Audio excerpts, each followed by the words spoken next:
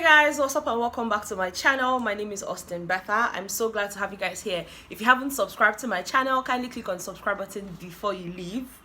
Click now, okay? And also give this video a very big thumbs up at the end if you enjoyed watching it. You might as well just click now because you guys tell me, oh, better, I've clicked already, so go on ahead, okay?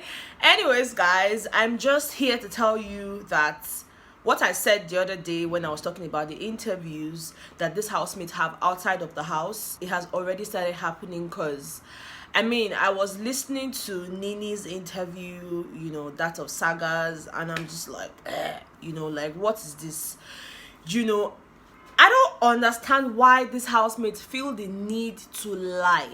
You know, for me it's a problem, because when you're doing things in the house, you should also know that when you come outside, they are definitely going to ask you about it. And I mean, that's if they ask you about it anyways, because some of these people did not even ask the type of question that I wanted them to ask. You know, they did not really attack them as much. But then again, I really do not know if there are rules and regulations that guide the media houses. You know, maybe there are things they ought to say and things they ought not to say. So, you know, I might not really be a judge of that. It was just really annoying, you know, listening to Nini say that she was not a part of the conversation where they were slut-shaming Angel. Like, are you kidding me? Are you kidding me? The conversation you guys had in the executive lounge, when you say a vagina is stinking, is this one, now you not remember. She was actually making it seem like it was Maria and Peace that were championing the conversation, and she was just there like, oh my god, I didn't know that. Oh, I don't think Angel is like that. She actually sounded like she was supporting Angel. I can't even put up that lie here. That would be me defiling my channel, you know. So if you want to watch it, head over to all those radio station pages and all of that. You'll find it there. Can't even be bothered. Saga was also there trying to be all defensive, all protective of Nini, which is cute. I mean, he did not really go as far as lying or anything like that. He just mentioned that him and Nini had a connection, and of course the radio person was like, what type of connection? And I was like, you know, most times we don't even have to say something for us to know what we're saying. You know, they communicate with their eyes and all of that. I'm like, see, if you like, communicate with your intestine. I'm not even interested at this point. I think one of the radio stations asked Saga who he thinks will win, and he mentioned that, you know, for him, he thinks Whitemoney will win, but then he's rooting for his friend Pere. So who is your winner? I think Whitemoney is going to win, but I'm rooting for Pere. You know, they asked Queen as well, and she also mentioned that she would like Whitemoney to win, and she's rooting for Whitemoney. I can't really remember what Nini said. I don't even know if they asked her, but guys, that's why I don't pay attention to it. Now you guys see why. It's always very irritating to hear these housemates lie through their teeth, you know? Whatever. Anyways guys, moving on from that, I want to say a very big congratulations to Pere. I know I posted it yesterday just saying, oh, Pere won a car, but this is me coming out here in person, you know, to say it with my full chest, you know, Pere, you deserve the car, okay? This is a miracle. You know, this guy was almost out of the house, and then, you know, upon coming back, he won a brand new innocent vehicle. Like, what?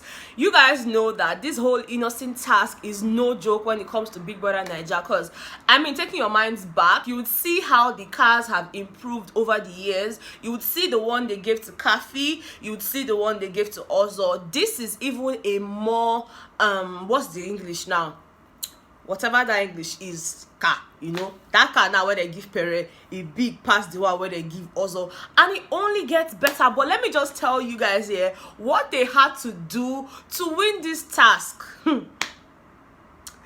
If not me, my waist go down cut, because the housemates were just like, oh my big brother, my waist, oh my waist, oh my waist. So these guys were expected to throw in bolts and screws into a bucket that was hanging on a pole, you know. So once they got into the arena, they were of course supposed to, you know, pick a position. And guys, let me tell you, the worst happened to Whitemoney. I mean, it was so unfortunate, but what I know, or what I think about this whole innocent vehicle task is, it's a game of luck. Anybody could have won that car.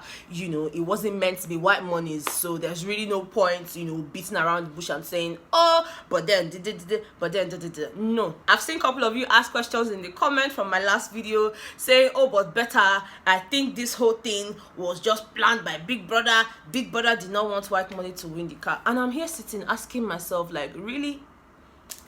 Now over na dey watch.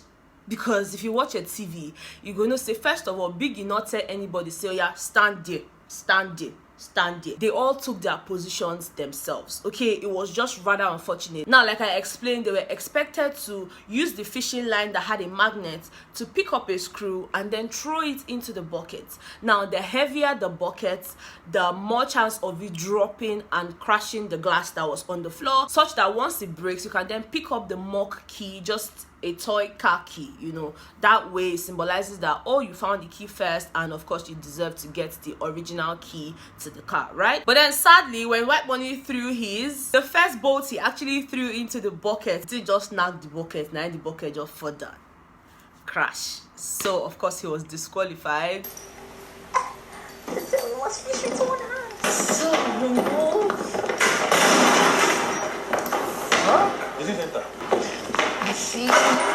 And of course, after other housemates kept on going at it and all of that, the buzzer went off. You know, Pere emerged the winner. At some point, you know, it seemed like Whitemoney was really upset. Now, not that he was upset at Pere for winning. Let's not get these things twisted, okay? He wasn't mad at Pere for winning. He just felt bad that, you know, he didn't have an equal opportunity. He felt like the person that tied his own buckets did not really tie it well. In fact, he was saying that he's going to sue the person. It was really painful, to the point that Big Brother even noticed how pissed, you know, Whitemoney was. Because even when the other housemates were like really jumping around the car and telling Pere congratulations, Whitemoney was seated there. But then as soon as Pere came out, you know, Whitemoney congratulated him, they hugged it off and all of that. But he was just really pissed, to the point where Biggie was like, now he's curious, you know, he wants to know exactly what happened. And of course he told the other housemates to count their votes, because some people were like, I picked more than, you know, Pere did, this one. Biggie now said, oh yeah, everybody count your votes and all of that. And by the time they counted it, yeah,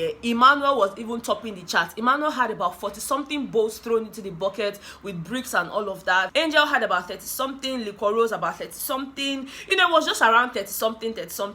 Even the Pere that won had 30-something, you know, so Emmanuel was obviously the highest. But then Biggie was not judging based off of how many bolts you threw into the bucket. According to Biggie, those bolts and screws were weighing differently. So you might have thrown 50 and your bucket isn't as heavy. Someone else might have thrown 20 and, you know, it would be that heavy. So congratulations to Pere once again. I'm super excited for him. I did not see that one coming, to be fair, but you know, him winning it just meant a lot to me, because thinking about it again, this guy hasn't really won a lot of money. So for me, I feel like this is a compensation. You know, you almost got evicted, you know, you did not win a lot of money. You know what, you can just have the car, just be happy. And I'm happy for him, genuinely. Now at some point when the housemates went back into the house and all of that, of course we could still see that Whitemoney was in his feelings, but after a while he snapped out of it. In fact, he went on to meet the other housemates at the dressing area and he started cracking jokes like, you know, Pere, this car mad, blah blah. You know, he was just really cracking jokes and all of that.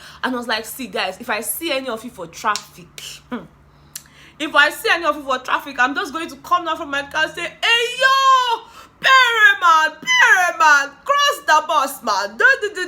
He called the talker. He was like, he's just going to start hailing them, but then that he's going to be careful of the areas to do so, because not before Oshodi. Safe now, Oshodi saying go wind up in glass, saying not go even try that nonsense. But for like all these tush areas, in go do them. But it was somehow because Angel had this disdain on her face. I'm just like, what is wrong with you, Angel? What is your problem with Whitemoney? You see this thing where they drag with Whitemoney, when you know they follow you drag back, it go put you for wala.